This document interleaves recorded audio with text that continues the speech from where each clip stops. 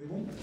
Bonjour à tous, je suis Pierre Bezomy, je suis l'éditeur de Froid News. Je suis ravi d'être parmi vous pour animer cette table ronde sur la maintenance prédictive dans la chaîne du froid. Et pour traiter de ce sujet, nous accueillons aujourd'hui Mehdi Dupuis pour Mercedes-Benz France, Sébastien Mégal pour Dolandia, Franck Altmaier Lamberet et Alexandre Milan pour MAN. C'est bien dit. Alors, sans transition, ce que je peux vous dire, c'est qu'on a un petit peu de retard déjà, donc on va accélérer notre conférence. Quel constat peut-on faire sur le sujet de la maintenance prédictive? En 20 ans, nous sommes passés du dépannage à l'entretien préventif, puis à la maintenance prédictive, sous l'impulsion, il faut bien le reconnaître, des constructeurs de véhicules industriels.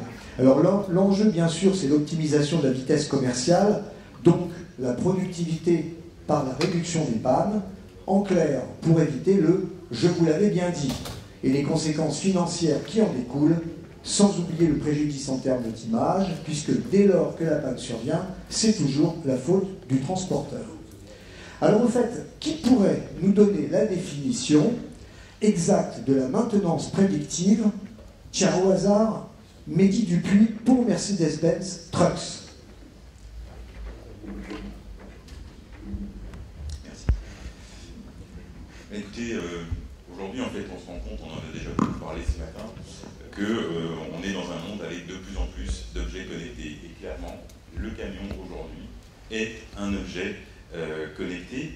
Et grâce à cette connectivité du camion, grâce à la technologie embarquée dans nos véhicules, et également à l'informatique, au système de big data qui vont permettre de faire de l'analyse de données, on a pu aujourd'hui créer de la maintenance prédictive. C'est-à-dire, qu'est-ce qu'on entend par maintenance prédictive? C'est d'une part un suivi en temps réel de l'état de fonctionnement des véhicules. C'est aussi évidemment de reprendre les maintenances, je dirais, prévisibles, c'est-à-dire de la maintenance moteur, des choses qui sont périodiques dans le cycle de vie d'un véhicule. Et c'est surtout d'être capable aujourd'hui d'anticiper des événements, des incidents techniques qui jusque-là n'étaient pas anticipables. Merci pour ces explications. Alors je me tourne vers Alexandre Milan. Alexandre Milan, vous seriez-vous inspiré du célèbre film L'Homme de Rio avec Jean-Paul Belmondo pour qualifier votre outil de maintenance prédictive? Bonjour à tous. Bon, Belmondo, je ne sais pas, mais en effet, notre stratégie de véhicules connectés est tournée autour de notre portail Rio. Très bien. Vous pouvez peut-être un petit peu développer quand même. Je pensais que c'était suffisant comme question. Dites-moi un petit peu plus de quoi il s'agit. Alors en fait, Rio, plutôt qu'un portail, c'est une place de marché qui serait, si je pouvais faire une comparaison, c'est très comparable à l'App Store de Apple ou le Google Play de Google, enfin pour Android. C'est un portail sur lequel sont développés à la fois des modules ou des applications natives, donc qui tournent autour du véhicule, des applications de performance de conduite, de géolocalisation, de données sociales, mais également des applications externes qui sont développées avec des partenaires, via des partenariats avec des prestataires externes et qui vont englober toute une série de services utiles pour les transporteurs. Très bien. Donc là, on a beaucoup mieux compris en quoi consistait votre mission et ce fameux service. Sébastien Mégal, je rappelle donc que vous êtes directeur commercial chez Dolandia. Votre métier, c'est le haillon élévateur. Vous communiquez depuis plusieurs années sur la maintenance prédictive, ou plutôt préventive, selon la formule « mieux vaut prévenir que guérir ». Alors, qu'en est-il exactement et quel constat faites-vous? Bonjour à toutes et à tous. Oui, en effet, Pierre, le constat est simple. Ça fait environ 5 ans qu'on développe la maintenance préventive. Et le client aujourd'hui est prêt à signer des contrats de maintenance donc sur des durées généralement de 36 mois. L'objet, c'est quoi? C'est éviter la panne. Tout simplement, puisque aujourd'hui, en faisant de la maintenance préventive, on peut éviter justement cet élément de panne qui déclenche aujourd'hui une immobilisation de véhicule et un dépannage donc qui va nécessiter des coûts supplémentaires dans l'entretien de vos véhicules et qui ne sont pas nécessaires aujourd'hui. En résumé, quand le haillon tombe en panne, on dira toujours que c'est la faute du constructeur. En l'occurrence, vous, concrètement, quel remède avez-vous conçu pour limiter les dégâts? Alors malheureusement, ça arrive bien, oui, exactement. Donc on s'est inspiré de ce qui existe déjà chez les constructeurs de véhicules. On a fait très très simple. Aujourd'hui, on a développé donc, des forfaits de maintenance avec une formule et une entité dans l'entité d'ailleurs, qui s'appelle Dolandiacare, qui s'appelle une formule confort Dolandiacare. Alors, ce n'est pas du full service, mais aujourd'hui, c'est justement un loyer mensuel qui permet justement de prendre tous les éléments préventifs et également le contrôle du haillon élévateur. Alors, on souhaite accompagner un changement de mentalité concernant l'entretien du haillon élévateur, parce que si tout le monde sait faire aujourd'hui une vidange, tout le monde pense à faire une vidange sur son véhicule, aujourd'hui tout le monde ne pense pas le faire, en tout cas sur le haillon élévateur. Donc c'est pas encore des automatismes. Alors il faut justement qu'on change cet élément de réflexe. Alors justement, une fois que c'est dit, qu'est-ce que vous pourriez citer comme avantage évident pour la maintenance préventive en attendant le prédictif dans votre univers? Alors naturellement, je citerai les 6 principaux avantages de la maintenance préventive. Le premier, c'est une intervention planifiée pour une bonne gestion des plannings. Ça, c'est la première. La seconde, c'est un temps de prestation limité. Donc c'est toujours associé à la notion de timing et de coût. Une optimisation de temps de travail pour les chauffeurs. Des dépenses qui sont programmées, donc qui sont forcément maîtrisées. La possibilité de réaliser son contrôle périodique dans la foulée pour un gain de temps. Et une sécurité accrue pour être en phase avec la réglementation. Merci Sébastien. Je me tourne vers Mehdi Dupuis, à ma gauche. Quelle est votre mission dans la maintenance prédictive? Alors en fait, dans le cadre de la maintenance prédictive, donc, nous avons 162 réparateurs agréés au sein de notre réseau. Et ma mission, en fait, c'est de les accompagner, de les amener à être en mesure de travailler efficacement avec les véhicules connectés et avec nos solutions justement de connectivité et de maintenance prédictive.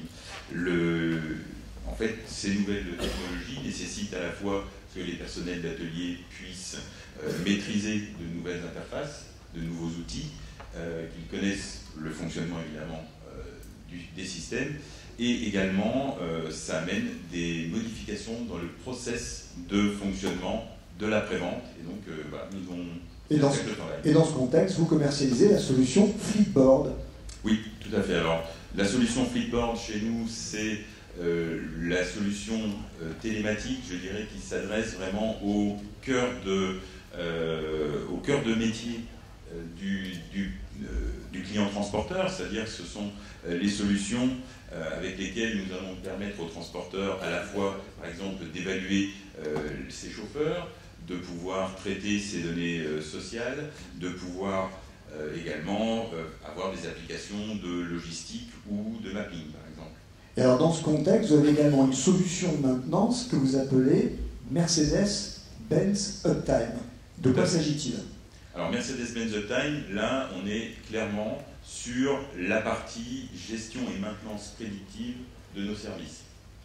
Donc c'est clairement ce qui nous intéresse aujourd'hui dans cet atelier. Avec Mercedes-Benz Uptime, nous sommes en mesure d'avoir en temps réel les remontées des données des véhicules.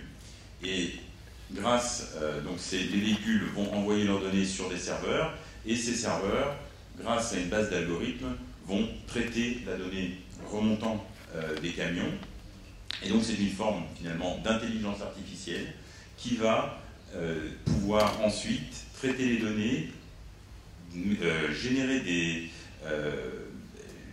recommandations et des alertes, et adresser ces recommandations et ces alertes à la bonne personne.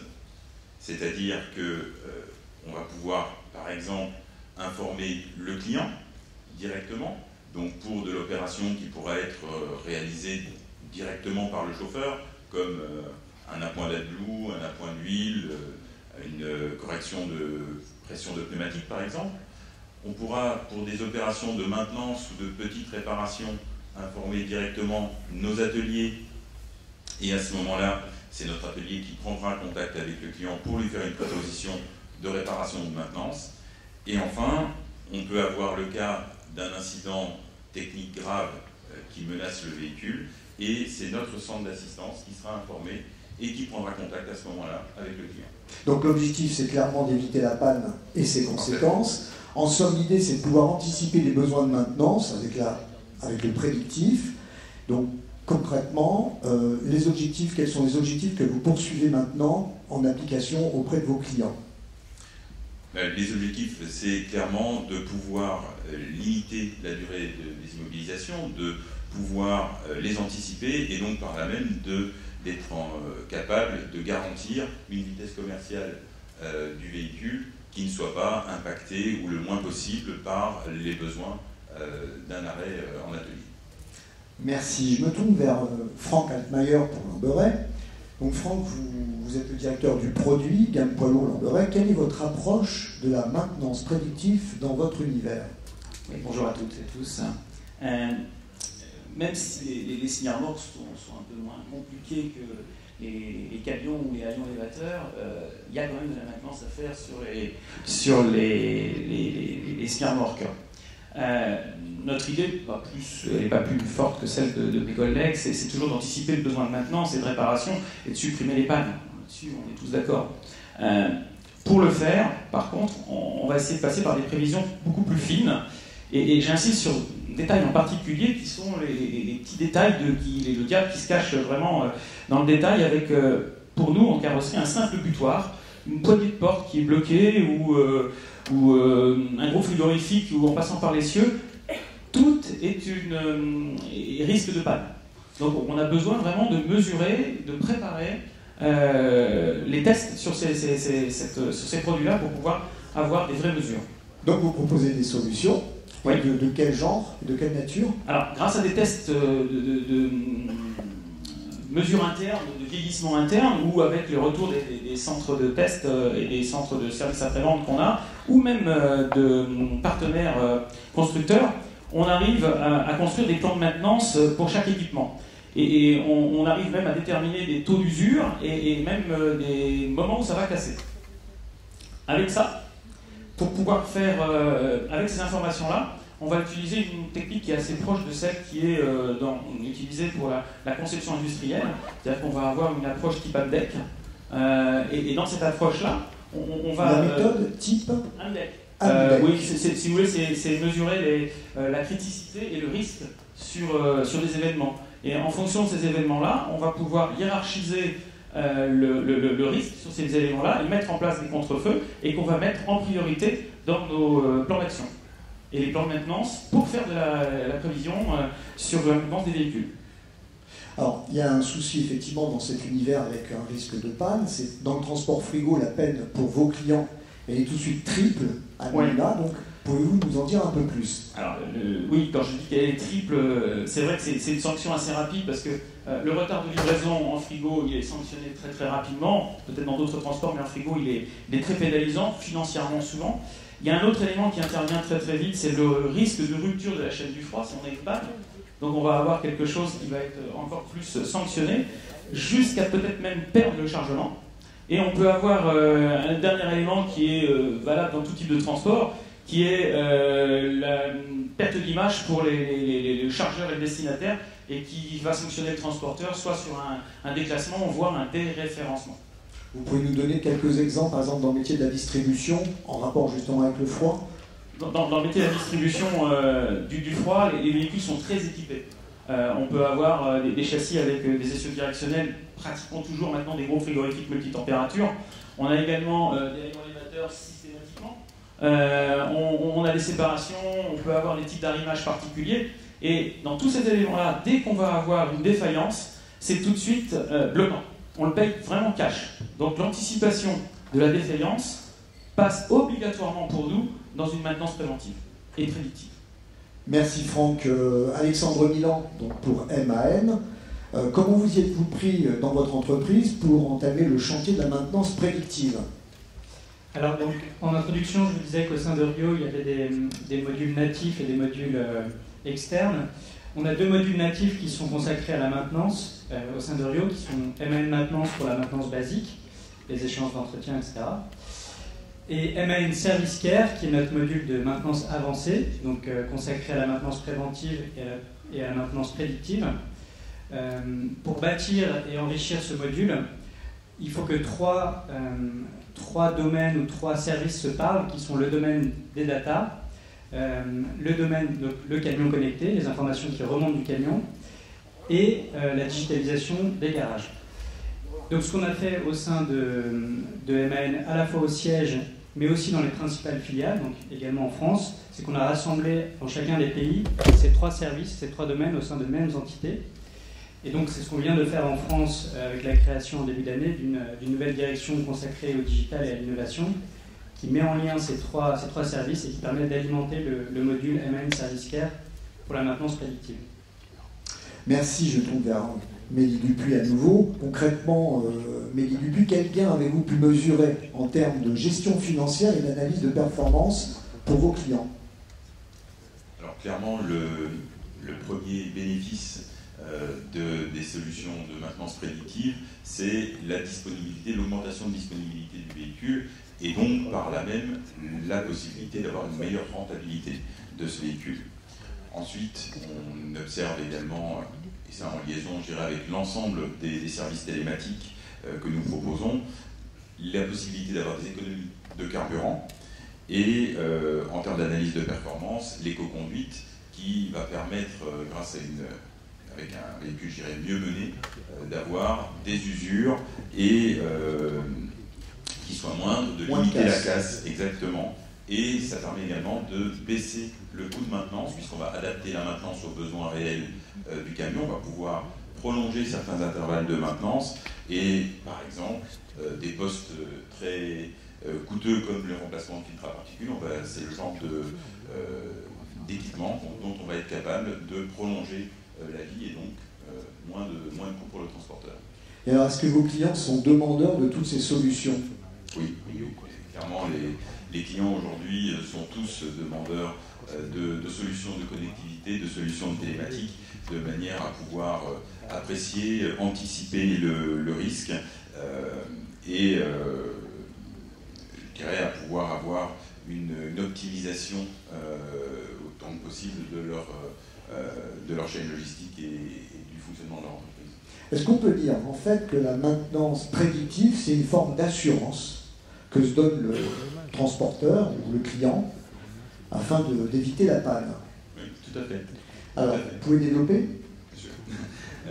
Oui, c'est une forme d'assurance et c'est aussi une manière de pouvoir, grâce à la maintenance prédictive, justement réduire les usures et contrôler les usures sur le véhicule. On va réduire les usures notamment par la possibilité de la maintenance prédictive de faire de l'intervention précoce sur le camion. On va donc, comme je le disais juste avant aussi, prolonger la durée de vie de certains composants et on va pouvoir agir avant la panne en détectant les signes précurseurs de certaines pannes. Très bien. Sébastien Légal, vous aviez encore un point, allez-y. Je vais juste quand même rajouter encore une petite chose, c'est que à l'évidence, le risque zéro, quand on parle de panne, le risque zéro n'existe pas. Hein. Il reste forcément toujours une possibilité, mais en optant pour de la maintenance prédictive, clairement, un transporteur va se donner une possibilité d'anticipation, de prévision et d'organisation, vraiment qui lui donnera un avantage décisif.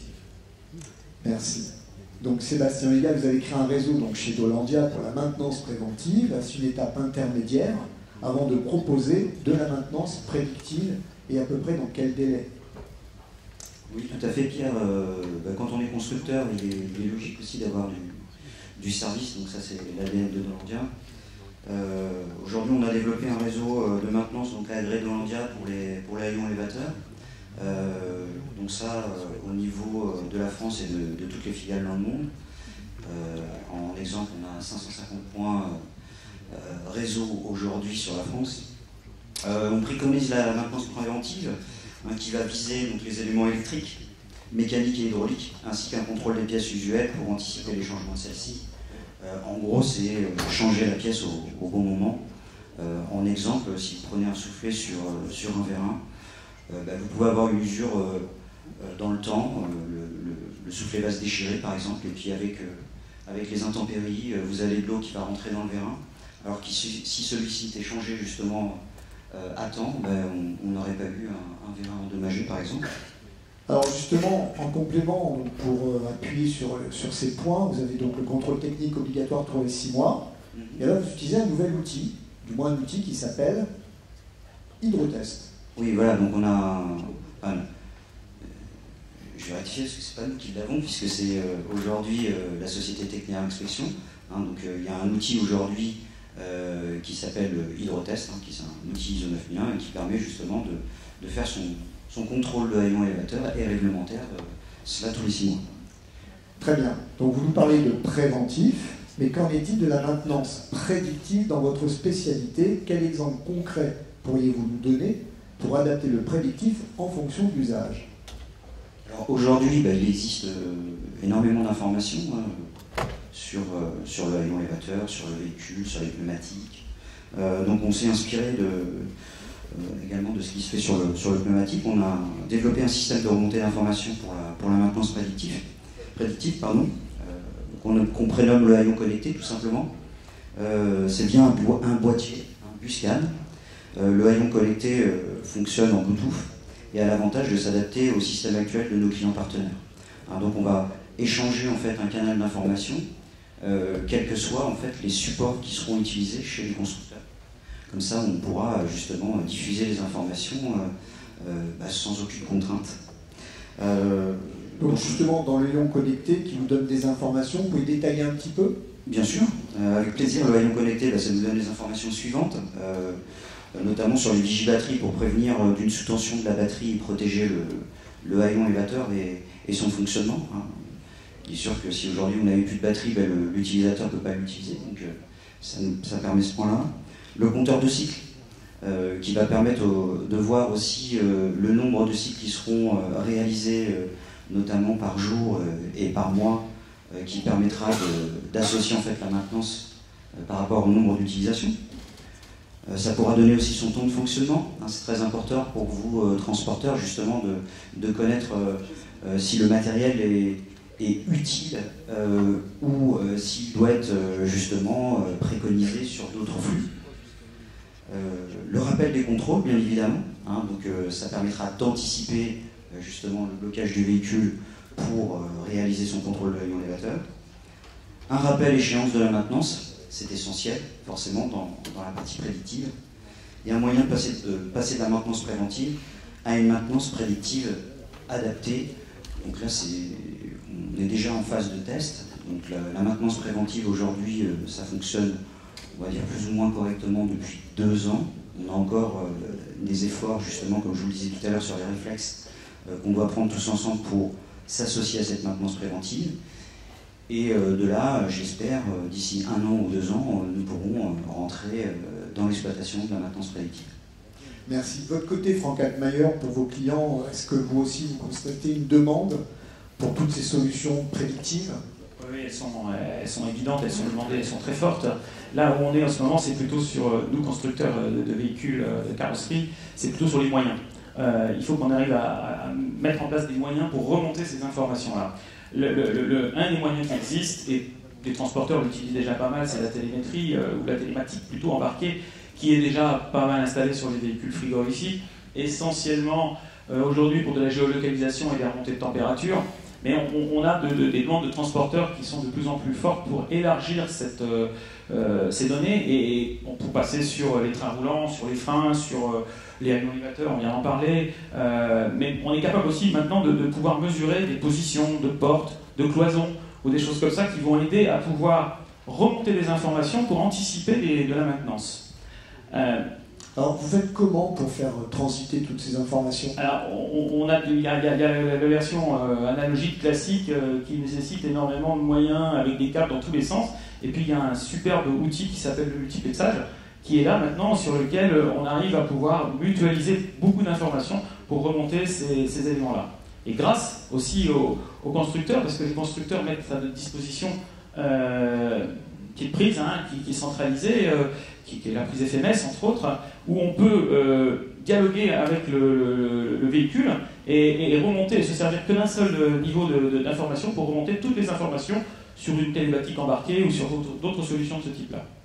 Vous nous donnez un exemple, par exemple, sur le rideau isotherme assisté? Ouais, sur le rideau isotherme, on a de plus en plus de besoin de maintenance, puisque le taux d'utilisation et les systèmes d'assistance sont limités en termes de cycle. Et si on n'anticipe pas cette maintenance, on peut aller jusqu'au blocage que j'expliquais avant, qui est très très préjudiciable. Donc on est capable aujourd'hui de monter sur des rideaux, des compteurs de cycle. On connaît par expérience maintenant le nombre de cycles qui va alerter, qui va nous mettre en alerte avant la casse. Et avec le BUSCAN, si on est directement, on peut envoyer l'information au constructeur, au conducteur, mais aussi au chef d'atelier. Et on va pouvoir anticiper, dans ces cas-là, on va pouvoir masquer des temps d'intervention pour pouvoir faire ça pendant une vidange ou pendant une intervention sur la machine frigorifique. Très bien. Alors là, on me demande de réduire un petit peu notre atelier. Bien, alors, je vais couper un petit peu, on va passer directement à Alexandre Milan. Qu'en est-il de la maintenance prédictive, en particulier dans la chaîne du froid chez MAN? Alors, plus spécifiquement en ce qui concerne la chaîne du froid, donc je parlais de notre place de marché avec des partenariats externes. On a déjà signé des partenariats avec des fabricants de remorques frigorifiques comme Krone ou Schmitz Carbobule. On a aussi un partenariat avec des généralistes comme Idem Telematics. On leur permet en fait de remonter leur module de télématique sur la plateforme Rio pour mettre à disposition des transporteurs à un même endroit. Et là, je recoupe des discussions qui ont eu lieu ce matin dans la plénière pour rassembler à un même endroit la vision sur l'ensemble de la flotte du transporteur. On est également en train de discuter pour avoir une vision encore plus fine sur les informations concernant la chaîne du froid directement avec les équipementiers, donc avec Thermo King et Carrier. Et on étend au fur et à mesure les partenariats et donc le niveau de finesse qui pourrait être affiché via Rio. Merci Franck. De manière concrètement, quel gain avez-vous pu mesurer de votre côté en termes de gestion financière et d'analyse de performance? Alors, là, on a un exemple qui est assez intéressant. On a une campagne de mesure qu'on a faite chez un transporteur partenaire sur lequel on a pu, sur le temps, faire une mesure vraiment intéressante. Sur un poste qui est très sensible, c'est le poste arrière sur les véhicules frigorifiques. Et je reviens à mes rideaux, toujours au rideau arrière. Sur une période donnée, entre un véhicule anticipé en réparation et un véhicule où on le laisse vivre, le TCO, il a un ratio de 1 à 4. Ça coûte 4 fois plus cher de laisser le véhicule aller au bout jusqu'à le faire de la réparation, plutôt que de faire de l'anticipation. Et ça, on a pu le mesurer que sur... Enfin, l'impact, il est que sur 2 éléments. Sur le coût net de la réparation et sans compter la partie litige, sans compter la partie pénalité qu'ils peuvent avoir les transporteurs derrière. Donc c'est vraiment très très sensible, en tout cas sur ce poste-là. Merci. Chez Mehdi Dupuis, en quelques mots, quel gain vous apportez à nos clients justement avec votre télématique Fleetboard et Uptime? Avec Fleetboard et Uptime, donc clairement, mais on contribue à l'amélioration du TCO avec une maintenance qui est optimisée, avec une utilisation aussi du camion qui est beaucoup plus rationnelle. On permet une gestion de parc qui est optimale, qui est simplifiée, et également de bénéficier simplement de l'expertise et de la surveillance permanente via le constructeur et son réseau Mercedes-Benz. On pourrait conclure maintenant sur mieux vaut prédire que guérir. Jean-Marc, Valérie, est-ce qu'on fait quelques questions de la salle? On est dans le timing là? On a bien rattrapé le temps? Très bien.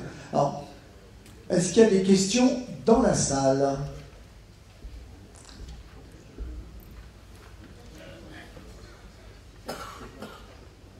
Bon, c'est un petit peu mou du genou cet après-midi. Bon. Bon, bah, alors écoutez, dans ce cas-là, je crois qu'on va conclure. Je vous remercie évidemment au nom de Valérie et de toute l'équipe de la chaîne Logistique du Froid. Et on se revoit tout à l'heure pour l'atelier sur les véhicules autonomes. Ah oui, mais je parlais du mien.